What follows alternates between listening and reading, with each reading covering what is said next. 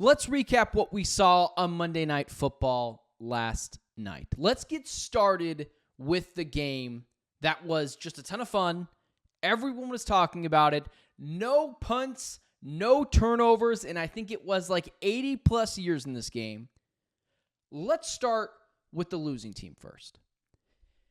This is where I will take my victory lap just a little bit on the Ben Garcia show, because I tried to tell everyone the Cincinnati Bengals were going to be the obvious team to pull back this year. This comes as a 0% shock to me. This is a team that was distracted. This was a team that was pretty much downplaying the fact that if their quarterback gets injured one more time, they might have to be on the precipice of drafting yet another quarterback given the injuries. Trent Brown is now injured. I'm unsure if Zach Taylor can coach. Ja'Marr Chase is now not willing to discuss a contract extension with the Bengals for the time being, even though that's all he made the offseason about. T. Higgins made his debut last night, should have had a touchdown. Joe Burrow overthrew him. He doesn't get his feet in bounds. It happens. He wanted a contract. He was loud. He's playing on the franchise tag. And it's just been this nonsense, this hodgepodge, this ridiculousness of the Cincinnati Bengals. There were two teams that I've already talked about before, but I'm just going to be honest. I was right about the Cincinnati Bengals. You can't have this many distractions, have a quarterback that is on the precipice of potentially another injury at some point in the season that we don't wish upon anyone, but now injuries are a part of his story in the NFL, so you have to keep a keen eye on it, just like how you have to do with Kyler Murray, just like how you have to do with other quarterbacks in the NFL. He just doesn't stay healthy. And then you have last night, in which I tried to tell everyone, and this was a very underlying factor for the Cincinnati Bengals. DJ Reader is gone. Jesse Bates is gone, who had been gone 2 years prior to that. But year after year, players started coming off of that Cincinnati Bengals roster on the defensive side. And what happened? It slowly and surely got worse and worse. So now this Bengals team has become solely dependent on the offensive side of the ball to put points on the board. And Joe Burrow, to his benefit, had 3 touchdowns last night, 324 yards. This is a bad Washington Commanders defense. He did exactly what he was supposed to do.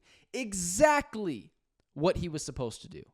And they still lost because this defense is not there.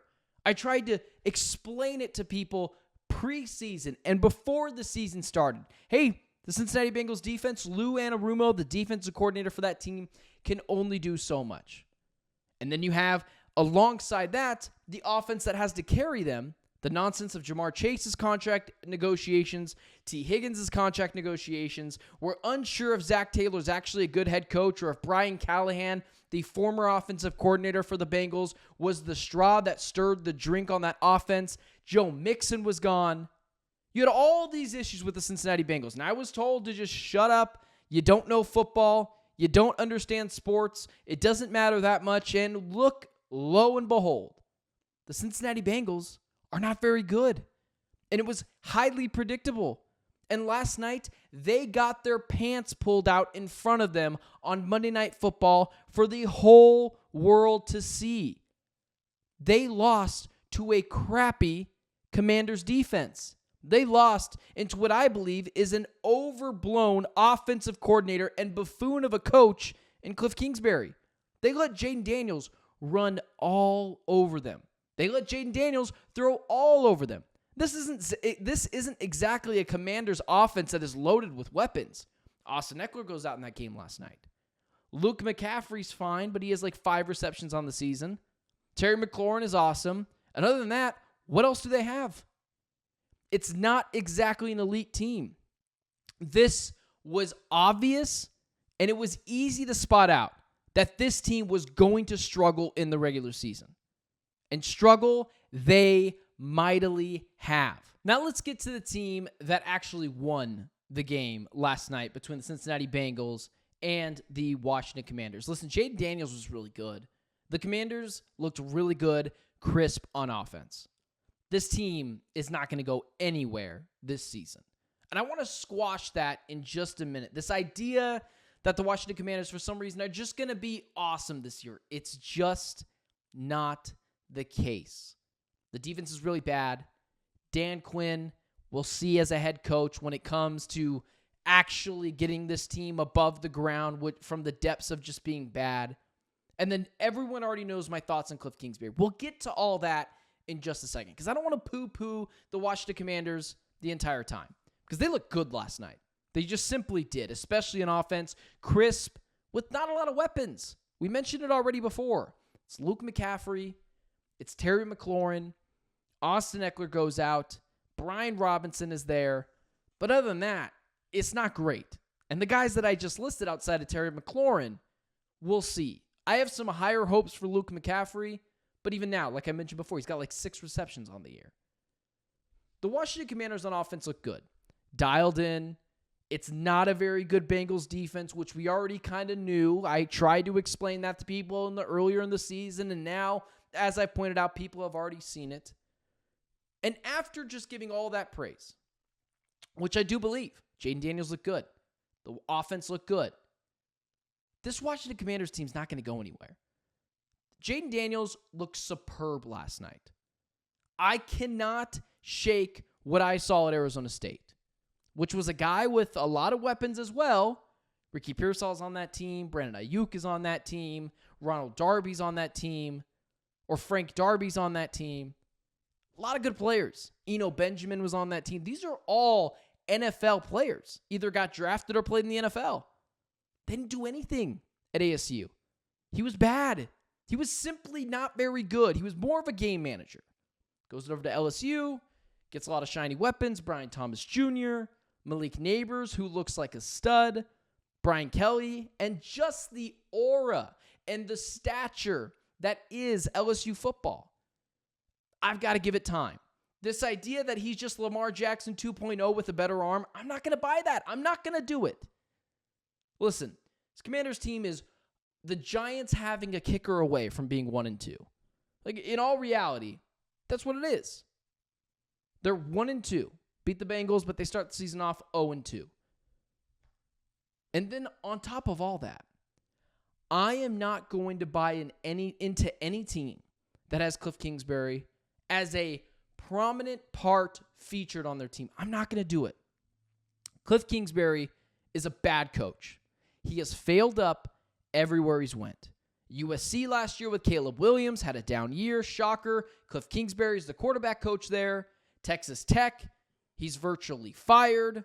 With the Arizona Cardinals, did this just to do this on offense. And very quickly, I might add, was not interesting, was not different, did not have different schemes on offense. This is what's going to happen. I can already promise you now. And you've already heard a little bit from Commanders fans at the beginning of the season. But it's going to get ramped up by this Cliff Kingsbury-led offense. What's going to happen is it's going to do this, just like I did with the Cardinals. And it's going to look pretty good until about week 8. And then the offense is going to hit a wall. Whether it's Cliff Kingsbury putting his quarterback in harm's way with quarterback draws, what is a smaller guy in Jayden Daniels who does not like to slide very much, or it's passing by in the line of scrimmage. It's a lot of 3rd and 13s. It's a lot of 2nd and longs. It's a lot of 1st and 15s because you get a lot of penalties. This is also one of the most penalized teams in the NFL on offense this year. Look at the Arizona Cardinals and Jonathan Gannon, one of the least penalized offenses in the NFL. When they had Cliff Kingsbury employed, they were one of the most penalized offenses in the NFL. It never made sense. They were never disciplined, and that's what's going to happen with the Commanders. Listen, maybe I'm wrong. Maybe Cliff Kingsbury just shows he can be an awesome offensive coordinator, and he's just not a good head coach. That could happen. I am willing to be wrong in that department. I am willing to be wrong on Cliff Kingsbury and Jayden Daniels because Cliff Kingsbury can just be an awesome offensive coordinator. But any leadership position that employs Cliff Kingsbury, I am just out on. There's no discipline. He's not a leader amongst men.